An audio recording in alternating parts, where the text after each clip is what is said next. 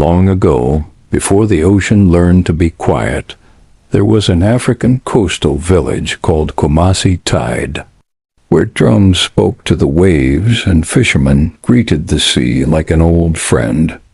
Beneath those waters lived Mami Nwata, the sea mother, half woman, half fish, crowned with shells and seaweed.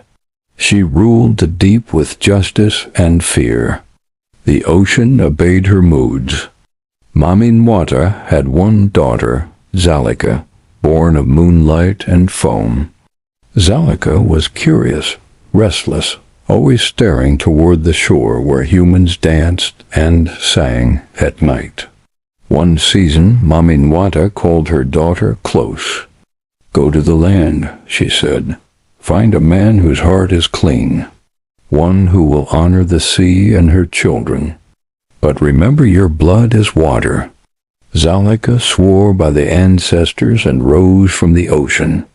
On land, Zalika became a girl with long braids and skin shining like wet sand. The village welcomed her.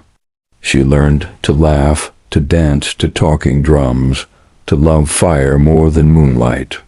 Soon she met Kojo, a young trader who spoke sweet words and dreamed of wealth. Zalika loved him deeply and, blinded by desire, told him secrets of the sea where sacred pearls slept, where fish gathered without fear. Kojo betrayed her. He gathered greedy men. Nets were cast into forbidden waters. The sea cried. Fish vanished. Storms whispered warnings. Mami Nwata felt it. That night, the ocean rose angry and black. Canoes shattered. The sea mother walked onto the shore, her eyes glowing like lightning. She hunted Zalika through forest and village until she found her kneeling, broken, abandoned by the man she loved. "You chose land over your mother," Mami Nwata said, her voice shaking the earth. "I chose love," Zalika wept. "But love without wisdom brings ruin." Mami Nwata dragged her daughter back into the sea and bound her spirit to the depths. Zalika would never return to land. Her name would be spoken only in waves. The village survived. The sea calmed. But the sea mother's heart remained heavy. One evening, as the sun bled into the water, Mami Nwata heard a song, slow, sorrowful, full of respect. A young fisherman named Sefu sat on a rock, singing to the sea, thanking it even after it took his brother. Mami Nwata rose quietly. Sefu did not run. He bowed. "You take and you give," he said. "Still, I honor you." That night the sea mother fell in love, not with greed, not with desire, but with humility. She never became human. He never entered the sea. After the sea mother returned Zalika to the depths, the ocean grew calm, but it was a quiet that felt watched. In Kumasi Tide, fishermen noticed strange things. Fish returned in abundance, yet nets tore for greedy hands. Storms avoided the homes of the respectful and punished those who mocked the sea. And every evening, Sefu still came to the shore. He poured palm wine into the sand and sang, not to ask for wealth, not to beg for favors, but to remember his lost brother and honor the water that fed his people. The villagers laughed at him. "You sing to spirits," they mocked. "One day the sea will swallow you too." But the sea did not. From beneath the waves, Mami Nwata listened. Her heart, old and scarred by betrayal, began to soften. She appeared to Sefu one night, her beauty terrifying and gentle at once, water dripping from her hair like tears. "You are not afraid," she said. "I am," Sefu answered, "but respect is stronger than fear." That answer pierced her like a spear. Night after night she returned. They spoke of loss, of duty, of love that cannot be owned. Slowly, Mami Nwata fell in love with a human, something forbidden even among spirits.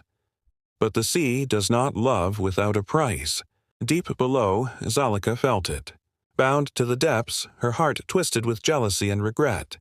She whispered to dark currents and jealous spirits.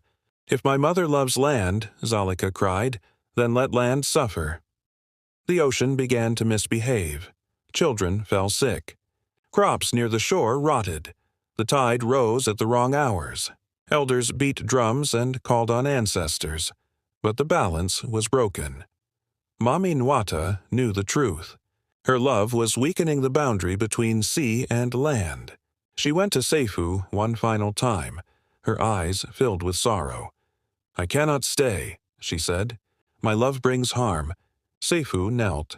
"Then take my love back to the sea. I will carry the pain." The Sea Mother touched his forehead and blessed him. The next morning, Seifu was gone. Years passed in Kumasi Tide, but the elders said time did not move the same way anymore. Some nights the sea was gentle like a mother's palm. Other nights it growled like something wounded. Deep below the waves, Zalika was no longer the curious girl who loved land. The sea had changed her. Her eyes glowed like dark pearls. Her voice carried the weight of storms. She had become a guardian of the deep, but her heart was still heavy with jealousy. She blamed her mother. She blamed Sefu. She blamed love. One night, Zalika swam to the sacred trench where ancient sea spirits slept. She called on them with bitterness in her voice. "My mother chose a human over her own blood," she said. "Let me rule in her place." The spirits answered, but not the way she expected. "To rule the sea," they said, "you must choose. Destroy the land completely, or save it forever." At the same time, on the shore, strange things began to happen. A figure appeared at dawn and disappeared at dusk. A man made of mist and water. Fishermen swore it was Sefu. Wherever he walked, sick children recovered. Broken nets mended themselves. The sea behaved. Mami Nwata knew. Love had not died. It had transformed. The Sea Mother rose one final time, summoning Zalika to the surface for the first time since her punishment. Mother and daughter faced each other beneath a blood-red moon. "You brought imbalance," Mami Nwata said. "You broke trust," Zalika replied. "But you taught me how to love." The sea held its breath. Zalika had to choose. She could flood Kumasi Tide and take her mother's throne by force, or seal herself forever as the spirit between worlds, protecting both land and sea, never fully belonging to either. Zalika looked toward the village, toward the shore where she once danced, toward the mist where Sefu's spirit waited. She bowed to her mother. "I choose balance." The sea roared, not in anger, but in acceptance. Zalika dissolved into light and water, becoming the tide itself. From that day on, she was neither daughter nor queen, but the guardian current, the force that punishes greed and rewards respect. Mami Nwata returned to the depths, no longer angry, no longer lonely,